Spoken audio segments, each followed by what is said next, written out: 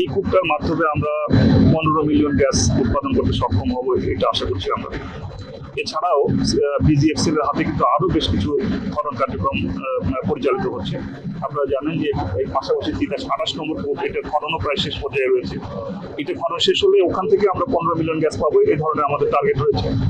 এছাড়াও এটা ওই 28 নম্বর কূপের পাশে আমাদের আরো দুটো কূপ, 29, 30 এই দুটোরও 28 শেষেই ওই দিক দিয়েই ওখানে খনন পর্যায়ক্রমে হয়ে যাবে এবং প্রত্যেকেরই 15 মিলিয়ন করে টার্গেট কিন্তু ওখানে রয়েছে।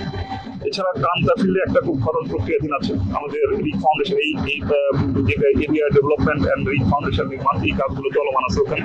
এইটা শেষ করে আগামী 1 থেকে 1.5 মাসের মধ্যে ওখানে আরেকটা খুব খনন শুরু হবে। এছাড়াও আমাদের যে ওয়ার্ক ওভার আছে হাতে, ওয়ার্ক ওভার যে 8টা ওয়ার্ক ওভারের কথা বলেছিলাম, 8টা ওয়ার্ক ওভারের মধ্যে 4টা ওয়ার্ক ওভার কিন্তু অলরেডি বিজিএফসিএল শেষ করেছে এবং সেখান থেকে জাতীয় গ্রিডে গ্যাস সরবরাহ হচ্ছে।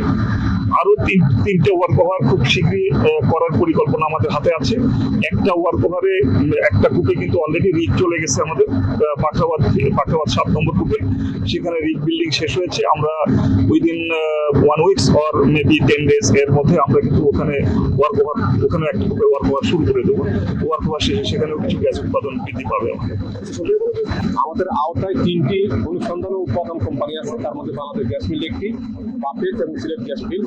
আমি যে কয়টা প্রতিষ্ঠানের নাম বললাম, আমরা অনেক আগে থেকেই আমাদের যে দেশীয় জ্বালানি অনুসন্ধানের জন্য আমরা 26 সালের মধ্যে 50টি কূপ খনন করার একটা মহতী পরিকল্পনা গ্রহণ করেছি সরকারের নির্দেশক্রমে। সেই 50 কূপের আওতায় এই 2টি গভীর অনুসন্ধান কূপ, তার মধ্যে 31 আর একটা হলো কামতা, আমরা বাকাবাদ। আমরা আজকে এই 31 নম্বর কূপ খননের রিগের স্পার্টিং কার্যক্রম শুরু করলাম। এখানে আমাদের লক্ষ্যমাত্রা হলো 5600 মিটার গভীরতায় গিয়ে আমরা গ্যাস অনুসন্ধান করবো। এখানে 4টি স্তরে গ্যাস অনুসন্ধান পাবো বলে আমরা আশা করছি এবং যদি আমাদের অনুসন্ধানটা সফল হয়, সকল অনুসন্ধান শেষে আমরা জাতীয় গ্রিডে দৈনিক 15 মিলিয়ন ঘনফুট গ্যাস সরবরাহ করতে সক্ষম হবো বলে আশাবাদী।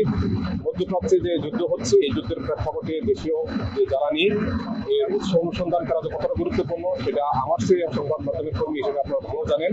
আমাদের যে পেট্রোল পাম্পে জনগণের কষ্ট হচ্ছে, এরকম একটি অবস্থায় আমরা যদি এই 21 ফুট থেকে যদি কিছু গ্যাস জাতীয় গ্রিডে যুক্ত করতে পারি, আমি মনে করি বাংলাদেশের জ্বালানির ব্যবস্থা নিশ্চিতকরণের ক্ষেত্রে আমরা অনেকটা সফল হব। এই জন্য এর সাথে জড়িত যারা কর্মকর্তা, কর্মচারী, এলাকাবাসী এবং সহযোগী যারা রয়েছেন, আপনাদের সংবাদ মাধ্যমের কর্মী, ব্রাহ্মণবাড়িয়ার জনগণ সবার সহযোগিতা কামনা